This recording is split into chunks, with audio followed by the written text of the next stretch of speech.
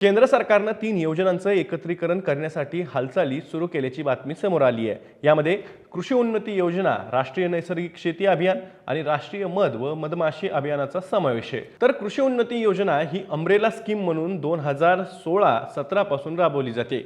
ही केंद्र सरकार पुरस्कृत योजना आहे।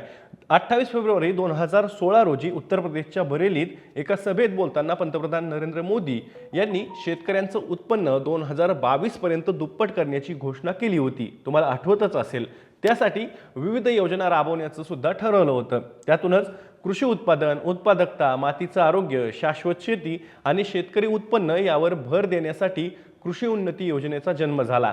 त्यातूनच national food security mission, national mission on oil seeds and oil palm, त्यासोबतच national mission on sustainable agriculture, sub mission on agriculture mechanisation, sub mission on seeds and planting material आणि integrated scheme on agriculture cooperation या योजना ज्या कृषी उन्नतीच्या अंतर्गत उदयास आल्या आणि त्यातूनच त्या राबवल्या सुद्धा जाऊ लागल्या। वास्तविक 2022 उलटून आता 4 वर्ष झाली आहेत, पण अजूनही शेतकऱ्यांचं दुप्पट उत्पन्न करण्यात सरकारला यश आलेलं नाहीये।